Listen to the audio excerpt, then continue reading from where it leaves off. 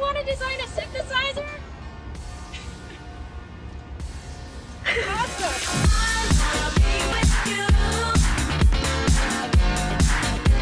So I'm building an instrument where you can sing, hum, or beatbox, and it translates your voice into various instruments that you can loop and layer over each other, so you can basically create a whole song demo just with your voice. So last time we split the project into 4 categories: industrial design, electronics, the software and the firmware, and the mechy stuff. We decided to go with industrial design first because it's a good visual introduction to the whole project. It'll help communicate our ideas.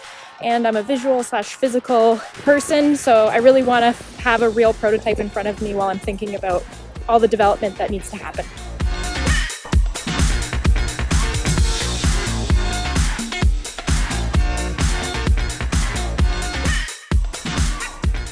So let's make a little checklist. We got wooden knobs, the fun pink colorful resin knobs. We have the metal knobs, which I need to go purchase. We have faders, wooden faders, the wooden box. Is that it?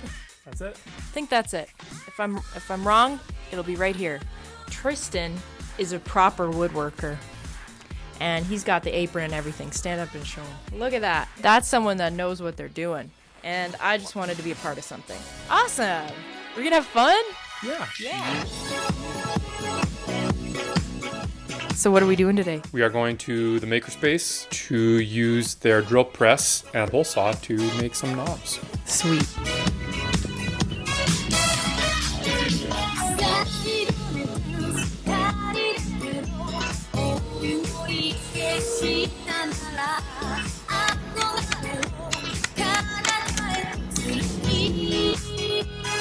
I'm pretty happy with how they're looking. They look how I pictured them to look. Whoop-a-lap-bap.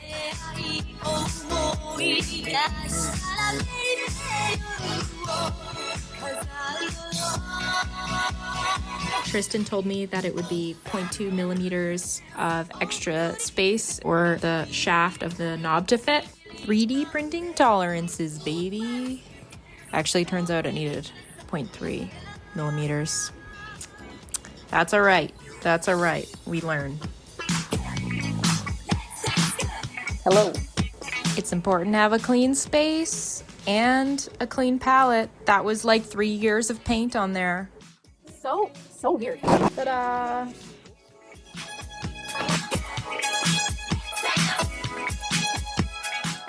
Oh no. Oh no.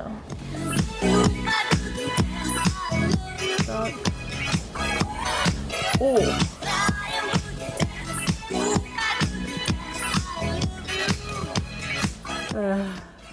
I don't think that went how I was hoping it would. I knew it. I knew that wasn't gonna work first try.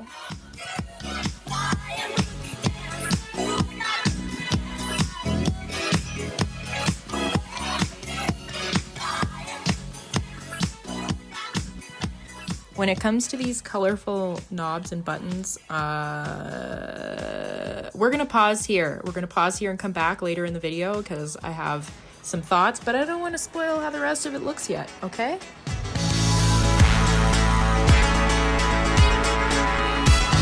So I went hopping all over town for some knobs, and I was having a really hard time finding what I pictured, except for this one.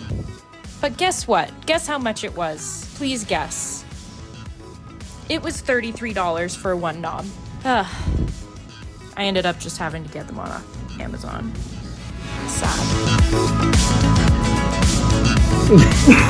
I actually found some really nice ones in a different store, and look, they're like solid, and they were so cheap, like inexpensive, but they're so nice. Unfortunately, they're too big. And then these are the ones that I got on Amazon, and clearly a lot cheaper, which is unfortunate, but for now, they will work. They are the right size, and they are aluminum on the outside. I drew up some plans in the garden section of Home Depot. So now I know what my actual box is how it's gonna be constructed. So we got a plan. I'm getting eaten by mosquitoes because there's a swarm out. Deed it. Deed it. Deed it. Deed it. Deed it. Okay. This thing has seen better days, but don't worry, it will also see better days. This might be enough. Not for the bottom and not for the top. It might be enough for the sides. It's time for Woodworking 101. Be prepared for a lot of words. And not a lot of sense.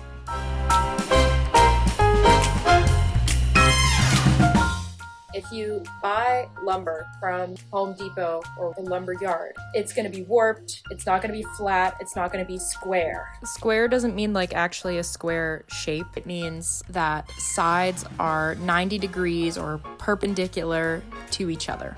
So in woodworking, square is like super important. If you don't make things square, everything you ever make out of wood is going to be a little wonky, and there's two tools that you use. So those two tools are a jointer and a planer.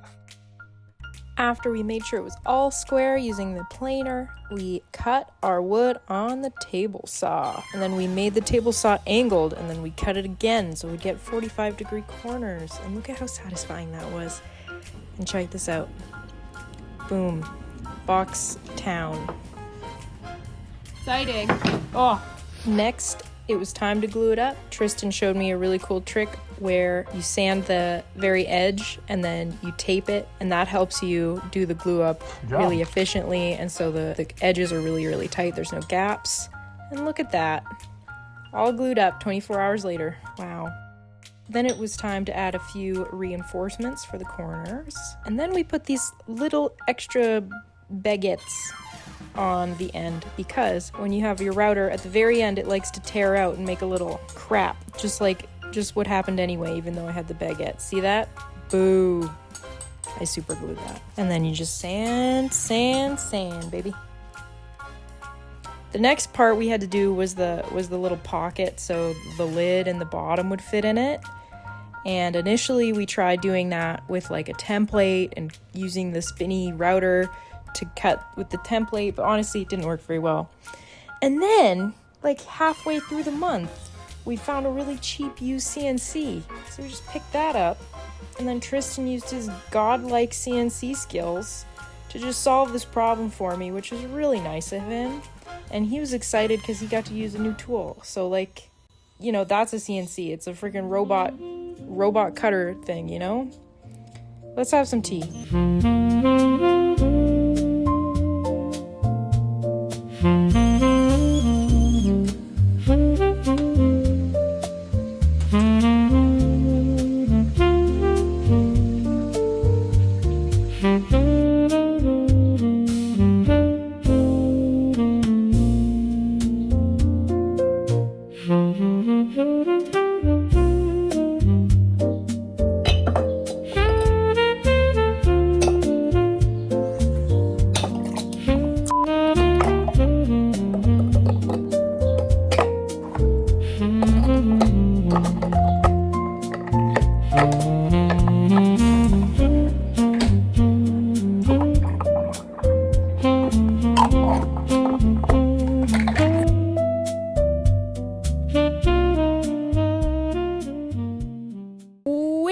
I look like a freaking rock star. Tristan was so kind while I was making some iced coffees. He cut us a little plywood mock-up of the front panel. So I think, honestly, plywood would look pretty nice because I'm not planning on having any exposed edge. But this is going to be sacrificial for the purposes of our mock-up experience. I also have organized my knobs and prototyping components into this bin. Take that, disorganization. Nice background. Hey. Okay, it's feeling a little cursed. That's all right. Want to draw on the screen? Yeah. These knobs are too big. Confidently, these are going to be my new drawer pulls.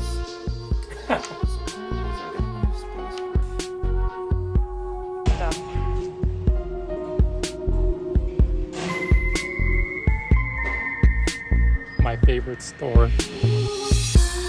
I'm sad about the price.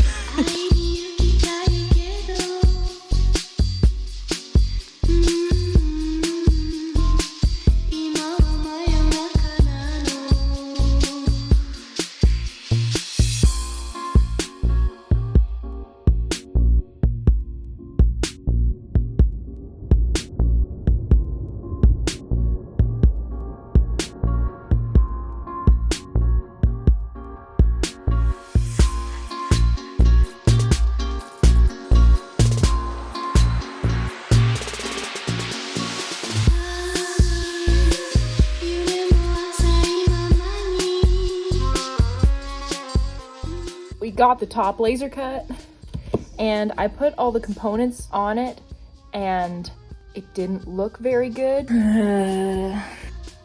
But I'm gonna try and trust the process a little bit and finish sanding. And maybe it'll look better. I also think I need to redo the buttons at least. The buttons look really not good.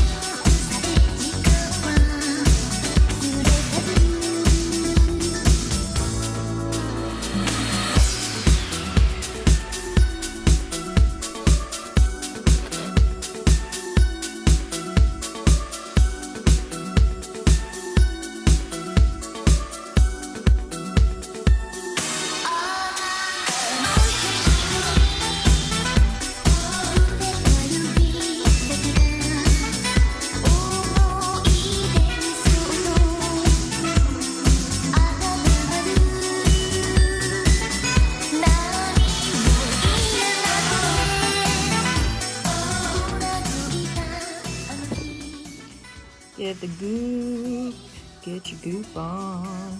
Put the goop on the wood, makes the wood look really goopy. Maple doesn't finish the same walnut finishes, you know? Like, walnut is like, when you put the finish on, it's like, holy, that's the same wood. Yeah, totally. But maple's like, okay, you got a tan. A very light tan. You got a very light you tan. ate a few more Like, carrots. yeah. It smells so good, by the way. This is, what is it, Tristan? Mineral oil, beeswax, coconut oil, and vitamin E. My goodness, it smells like a wonderful tropical beverage. But Have a little also, sip if you want. really? Yeah. Does it taste good? I don't know if I've ever tasted. It's probably really bitter. Why haven't we tasted this before? Should we do a taste test? I feel like that'd be hilarious. I'm good, I think. Why? I'm gonna try it.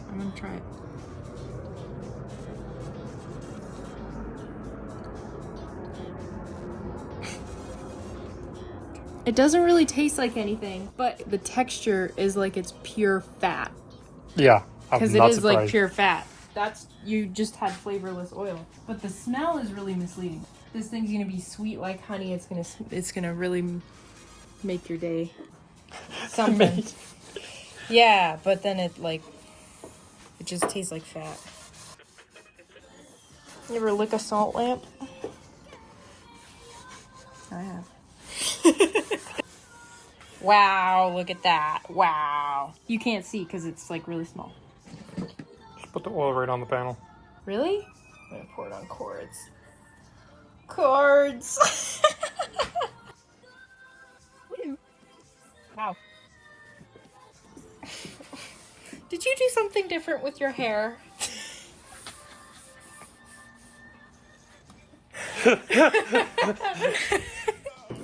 Can we talk about the fact that men cannot see a haircut unless it's like super long hair to a bob? Like any other case, men have no idea if you've had a haircut or not.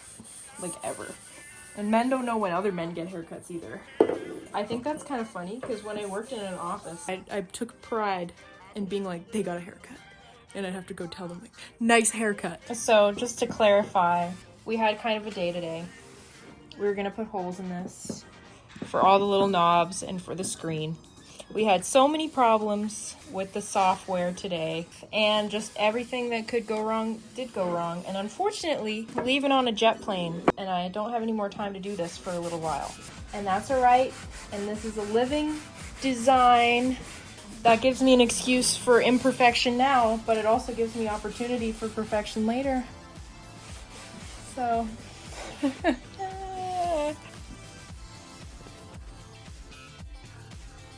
we're just... Put it on the other knobs. Well, I already did those ones, but I think I need to redo them. They were kind of dry. Nothing like a dry elbow of a piece of wood.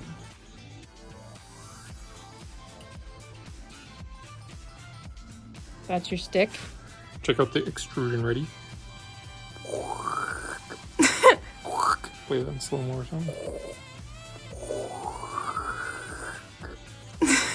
Wait, let me zoom in even more. It's too late, it's already done. No. There you go. Rub that. You know what? This is gonna work so great as our prototype. You gotta start somewhere. I have a phrase. I made this elaborate paper collage thing for Tristan's birthday. Or was it an anniversary? Valentine's Day. Valentine's Day. I made him this collage thing of this house, and I got all this fancy paper from the art store, and I was really inspired at the art store, and then I got home and I was like, oh my gosh, I don't know how I'm gonna do this.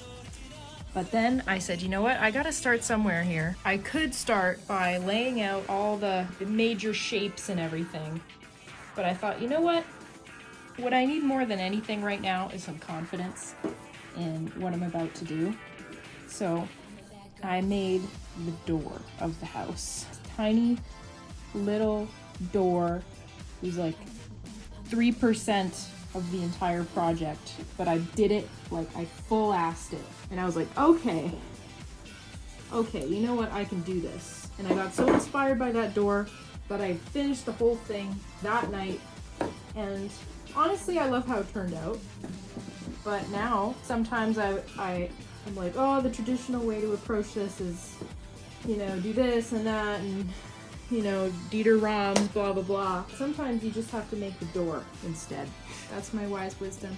So this version of the voice box is the door. Any thoughts on that?